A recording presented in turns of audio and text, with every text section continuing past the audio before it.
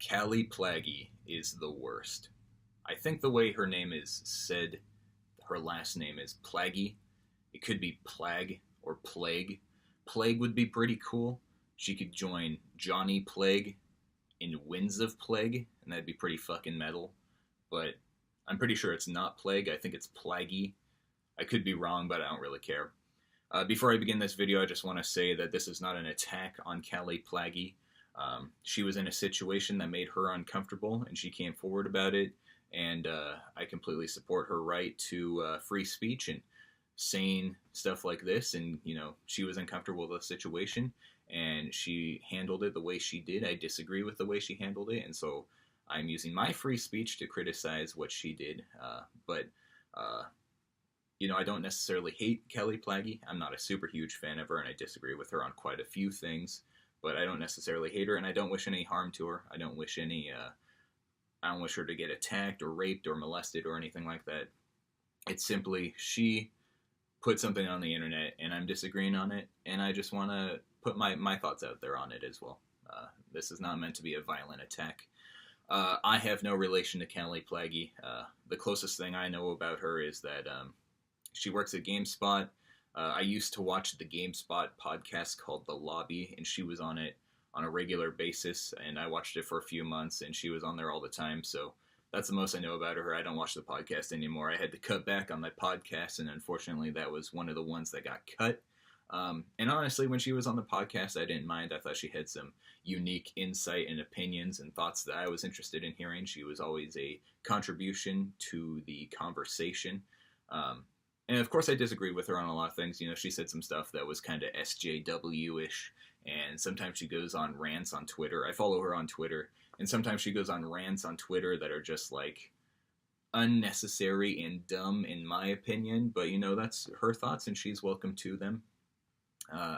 So that's my relation to her. I don't know her personally. I've just seen her on the podcast, and I know some of her thoughts because I follow her on Twitter. But yeah. I don't have any close relation to her at all. So anyways, before I begin, no relation to her, and this is not an attack. This is just me giving my thoughts on what happened with her.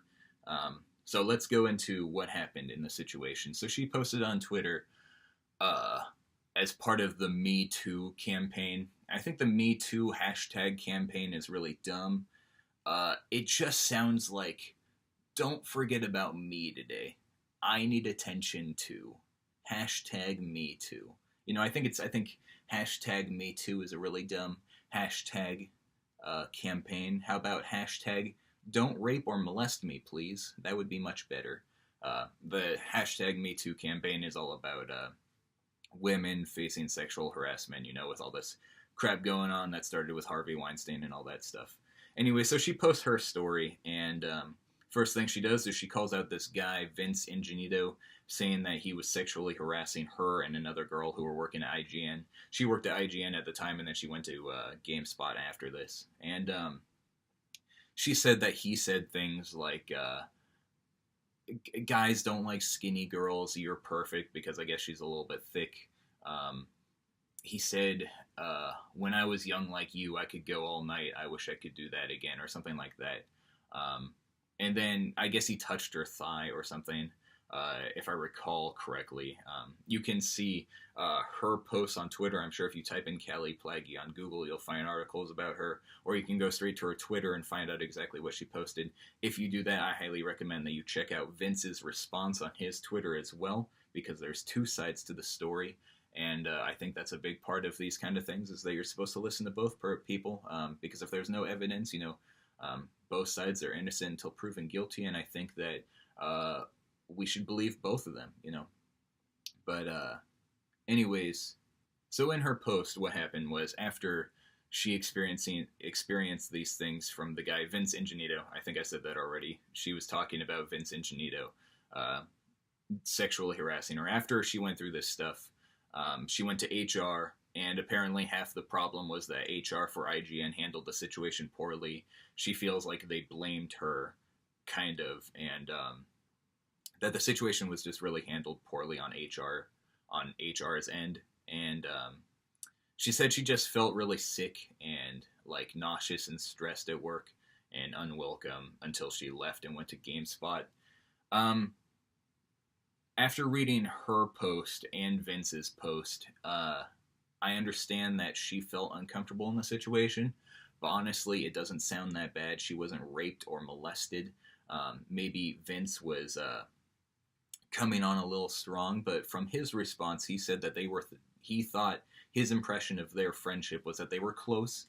And maybe the things he said for work were inappropriate in a work setting, but he thought that they were closer friends than they actually were. He thought that they were closer friends than she thought that they were close friends.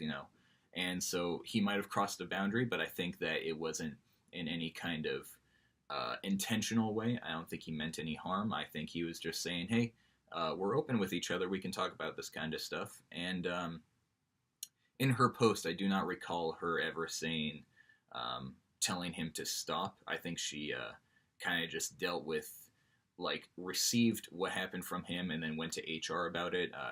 I don't recall her ever saying that she talked to him about it, but I feel like that should have been something first, like, hey, I don't like you touching my thigh. I'm not really comfortable with you commenting on my weight or talking about your sexual history. I think that that's the best way to handle a situation. In the end, my opinion on what happened is that she is overly sensitive and blew an anthill into an avalanche. I don't know the term. I fucked that up. I can't remember the term. Molehill into a mountain. Something like that. I think that she blew the situation way out of proportion.